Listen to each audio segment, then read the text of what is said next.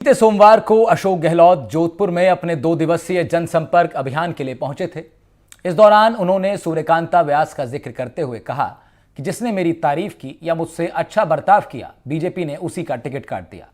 इस बयान के अगले ही दिन यानी मंगलवार रात को सीएम गहलोत अचानक जालौर गेट स्थित विधायक सूर्यकांता व्यास के घर पहुंच गए। 15 मिनट की मुलाकात के बाद जब गहलोत बाहर आने लगे तो जीजी यानी सूर्यकांता व्यास से हाथ जोड़कर आशीर्वाद लिया।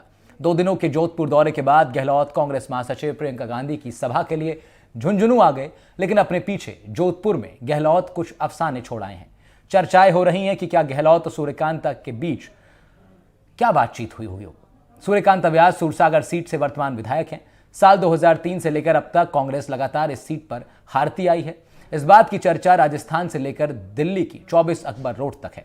बीजेपी हर बार यहां एक ब्राह्मण चेहरे पर दांव खेलती है तो वहीं कांग्रेस अल्पसंख्यक प्रत्याशी पर। इस बार बीजेपी ने जीजी का टिकट काटकर पूर्व जिला अध्यक्ष देवेंद्र जोशी को टिकट दिया है। गहलोत साहब का राजनीतिक केंद्र भी जोधपुर क्षेत्र ही है। यहीं की सरदारपुरा सीट से गहलोत चुनाव भी लड़ रहे हैं। सवाल है कि क्या बीजेपी से रूठे दावेदारों से क्या कांग्रेस कुछ अंदरूनी सांठगांठ कर रही है, क्योंकि बीजेपी के अंदर लहराता बगावत का झंडा झुकने का नाम नहीं ले रहा है, लेकिन कांग्रेस के भीतर से भी बगावत के सुर उठ रहे हैं। बीजेपी भी इन बगावती आवाजों को अपने लिए साधने की कोशिश कर सकती है।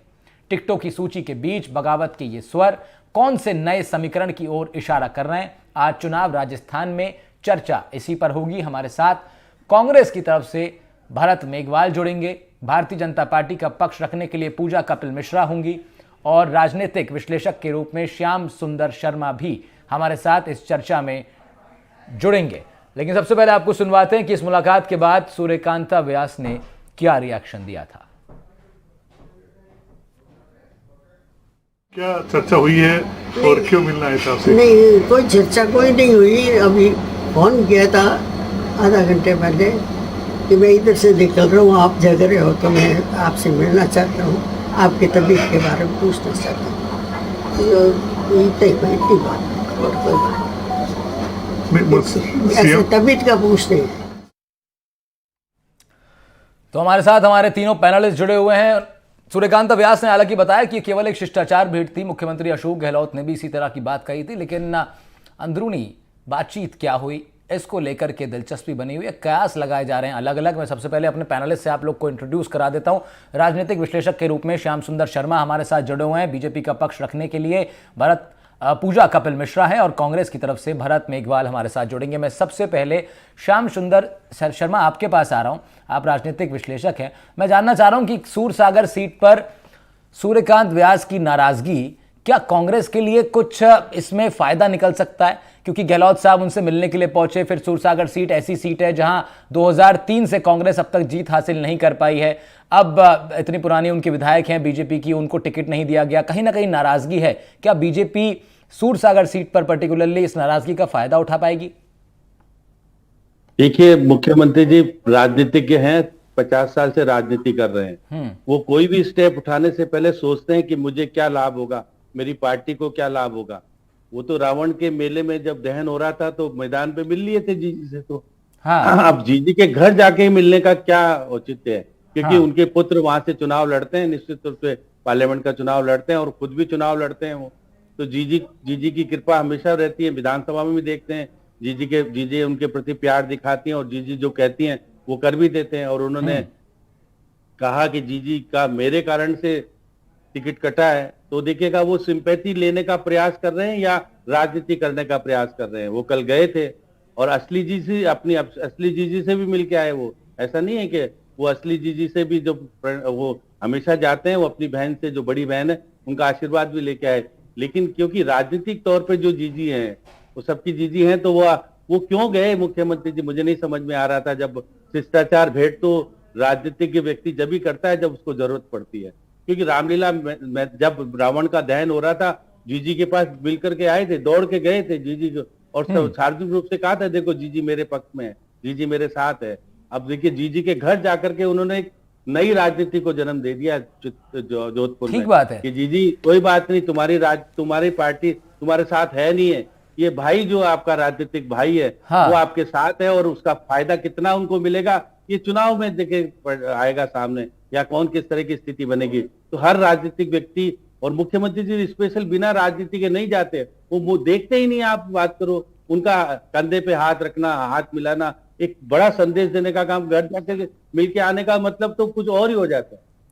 ठीक आप कह रहे हैं, क्योंकि जब मुलाकात आप बता रहे हैं कि रामलीला मैदान में रावण दहन के समय हो गई, तो फिर घर जाकर के विशेष रूप से मुलाकात करना निश्चित रूप से ये आपने बिल्कुल ठीक बात कही है कि इससे इनकार नहीं किया जा सकता कि मुख्यमंत्री के मन में उस वक्त कहीं ना कहीं राजनीतिक समीकरण साधने की कुछ ना कुछ विचार चल रहा होगा। लेकिन श्याम जी, महत्वपूर्ण बात यह भी है कि ये शिष्टाचार भेंट जो होती है, जो आपने बात उठाई, ये बहुत पर्टिकुलर समय पे होती है। मतलब जैसे आप समझिए 5 साल का कार्यकाल है, उस दौरान कब शिष्टाचार भेंट होगी, ये कौन सी भेंट होगी जिसको शिष्टाचार भेंट कहा जाएगा, ये भी बड़ा सोच समझ के तय किया जाता है। क्यों श्याम जी? देखिए, मैं तो फिर बार बार कर रहा हूं, ये शिष्टाचार भेंट नहीं थी, ये सोची समझी राजनीतिक भेंट थी। और चुनाव से पहले अगर ये सब चीज होता है और जीजी का टिकट काटा जाता है तो उसका मायने अलग होता है। देखिए, राजनीतिक तौर पर कांग्रेस को फायदा कैसे हो, मुख्यमंत्री जी उसी में है और मुख्यमंत्री जी का चुनाव क्षेत्र भी वही है। और निश्चित रूप से वो चुनाव में कितना मदद करेंगी, क्या करेंगी, मुझे नहीं पता, लेकिन निश्चित तौर पर जोधपुर को एक संदेश दे दिया कि जीजी हमारे साथ है। अब जीजी साथ होकर के कितना फायदा राजनीतिक तौर पर कांग्रेस को दे पाएगी, ये तो जब 25 तारीख को जब मत होगा और जो 3 दिसंबर को जो रिजल्ट आएगा उससे सामने आएगा। देखिए, लगातार जीजी जीतती आ रही थी, अब जीजी की जगह किसी और को टिकट देना, वो अपने भतीजे को दिलाना चाहती, उसको टिकट नहीं दिया। जीजी ने कहा कोई बात नहीं, अगर विरोध में जब कह दिया मुख्यमंत्री जी तो परमेश्वर है और मेरे लिए जो कहा वो कर दिया। उसके बाद उनके पास डांट दिलाई गई, आरएसएस के चंद्रशेखर मिश्रा से कहा गया कहो जीजी को बोले नहीं और कहें कि गलत है। तो ये सब राजनीति में है, सब चीजें। देखिए, राजनीति में मुख्यमंत्री जी कभी भी भेंट ऐसे नहीं, घर पे जाने का तो मतलब ही नहीं है। उनको कुछ ना कुछ फायदा होगा, राजनीतिक संदेश देने का काम करेंगे तो ही उनके घर जाकर के पूछ लेते हैं। कांग्रेस के प्रवक्ता हमारे साथ मौजूद हैं, भरत मेघवाल से पूछ लेते हैं कि भरत मेघवाल, बताइए जरा, कौन सा राजनीतिक फायदा साधने के लिए मुख्यमंत्री जीजी के घर तक पहुंच गए? जीजी के घर गए हैं तो किसी तरह का कोई राजनीतिक फायदा लेने के लिए गए हैं।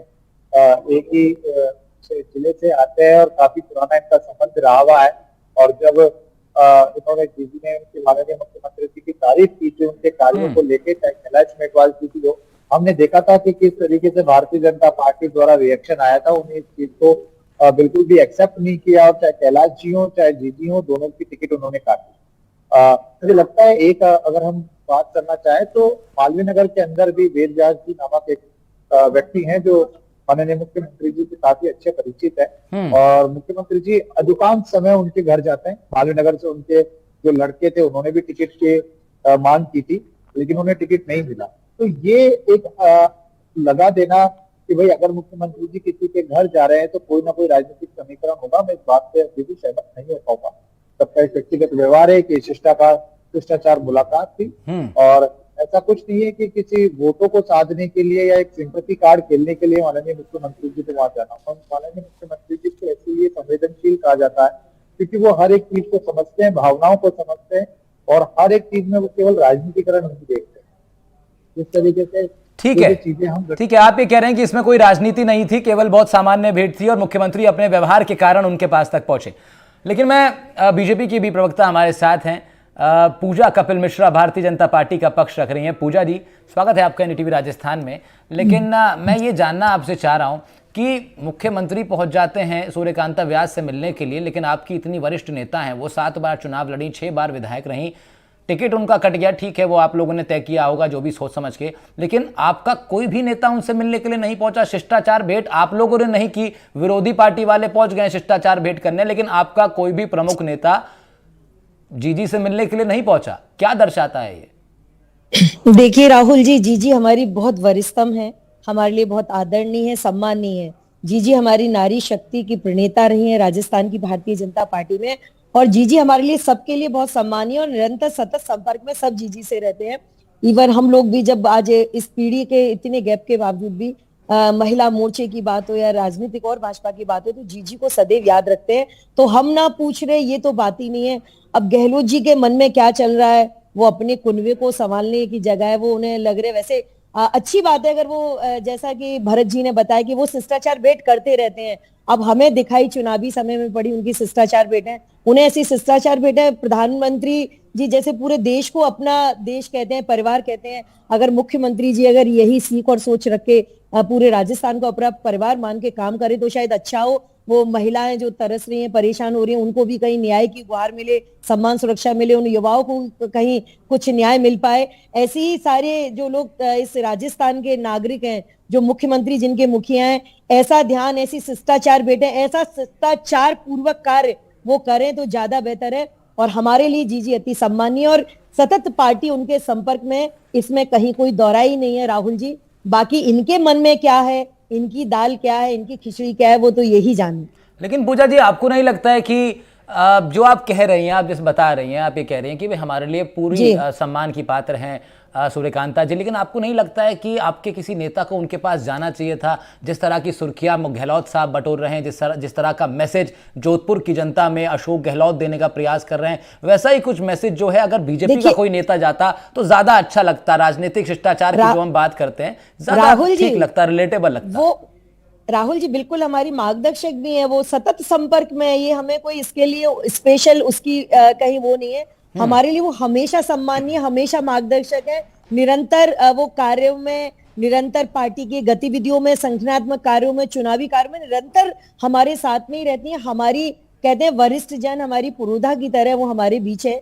तो हमें इस चीज की वो नहीं, ये राजनीतिक सुर्खियां, ये चुनावी जिसे कहते हैं ना अपनी उनको बटोरने का कार्य वो गहलोत जी को करना था, वो इसलिए गए। अगर उन्हें इतनी जीजी के स्वास्थ्य की और जीजी के कुशल क्षेम की चिंता थी तो वो तो जोधपुर सतत रूप से जाते रहते हैं। तो भाई मैं जरा पूछना चाह रही हूँ भरत जी से कि कितनी मुलाकातें इन्हें याद है? भाई हम तो निरंतर हमारे परिवार का अभिन्न हिस्सा है, वो पार्ट है, तो जाना ये रूटीन का काम है हमारे लिए। स्पेशल हमें करने कहलाने की जरूरत ही नहीं है, हम तो उनका मार्गदर्शन भी लेते हैं। लेकिन ये लोग कब कब लेते आए हैं जरा इसका बताएं। अब ये अपने आप में खुद ये दिखाता है कि गहलोत जी क्या चाह रहे हैं। तो मैं तो यही कहूंगी, अपने कुनबे को, अपनी चीज को संभाले। जीजी हमारी बहुत आदरणीय, हमारे साथ है, निरंतर रहेंगे इस विचारधारा को। ये वो लोग हैं जिन्होंने, कुछ एक चुनिंदा लोगों ने जब इस भारतीय जनता पार्टी को जिसे कहते हैं कि इस राजस्थान की भूमि में उस पौधे को रोपने में अपना योगदान दिया था, ऐसी जीजी मातृशक्ति के सशक्तिकरण को रोपने का हमारा अपना स्तंभ है, हमारा बरगद है वो। ठीक है, लेकिन आपने अपने बरगद को अब जो है सींचने का जो क्रम लगातार जारी था पूजा जी, वो आपकी पार्टी ने एटलीस्ट उनका टिकट काट करके उसको राजनीतिक रूप से रोकने का राहुल जी टिकट काटना ये मुद्दा नहीं होता है। जीजी ही लगातार, भारतीय जनता पार्टी ने टिकट देके लगातार उनको 7 बार जब कहा जा रहा है विधायक रही है, वो उनको वहां तक पहुंचाई, संगठन की शक्ति नहीं। इसीलिए अगर ऐसा होता ठीक है पूजा जी, एक समय बाद सारी पार्टियों में प्रक्रिया होती है। इस तरह से तो जो कांग्रेस में जितने भी लोगों के टिकट कट रहे हैं वरिष्ठों के, तो ये नहीं कहा जा सकता ना कि हम उन्हें इग्नोर कर रहे हैं। उनके मार्गदर्शन को निरंतर रूप से उनका योगदान। ठीक है भरत मेघवाल, पूजा जी कह रही हैं कि समय का चक्र है, ये चलता है और ये बहुत स्वाभाविक है कि एक वक्त के बाद चीजों में बदलाव आता है, ये बहुत स्वाभाविक बात है, पूजा जी कह रही हैं। लेकिन भरत मेघवाल, मेरा आपसे सवाल ये है कि जहां जहां आप देख रहे हैं कि बीजेपी के नेताओं में कहीं ना कहीं बागी सुर उठ रहे हैं, विरोध की आवाज उठ रही है, वहां पर आपके जो नेता हैं वो पहुंच जा रहे हैं और कहीं ना कहीं कोशिश हो रही है कि जैसे अब सूर्यकांत व्यास जी का हम जिक्र कर रहे हैं कि ये जो शिष्टाचार भेंट है, कहीं आप लोग की कोई ऐसी कोशिश तो नहीं है जिससे कुछ नया सियासी समीकरण आप लोग साधना चाह रहे हो? मैंने आपको पूर्व में भी कहा कि ये शिष्टाचार भेंट जो माननीय मुख्यमंत्री जी ने की है, उससे इतना डर भाजपा को पता नहीं क्यों लग रहा है।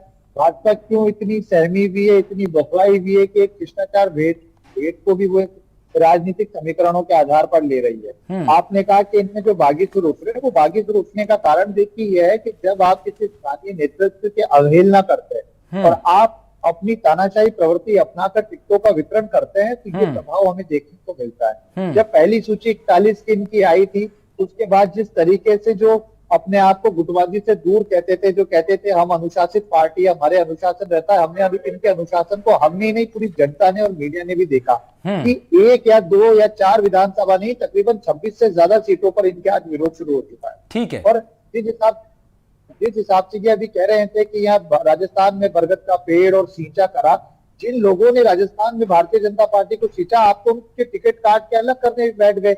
आपने झोटवाड़ा में आप देखिए आपने क्या किया, आपने विद्याधर नगर में रणपत सिंह राजवी जी का यहाँ से टिकट काटा और उनको ले जाकर बैठा दिया आपने चित्तौड़गढ़ में चंद्रभान आकिया जी जिस तरीके से निर्दलीय ताल ठोक रहे हैं, तो जो घटनाक्रम भारतीय जनता भरत मेघवाल, पार्टी विरोध के सुर आपकी पार्टी में भी उठ रहे हैं, बीडी गल्ला की कॉन्स्टिट्यूएंसी में भी आवाज उठी है, तमाम और भी जगहों से सुर उठ रहे हैं। यही हमारा सवाल भी है। श्याम सुंदर शर्मा, आपके पास मैं आ रहा हूं, राजनीतिक विश्लेषक के रूप में आप हमारे साथ जुड़े हुए हैं।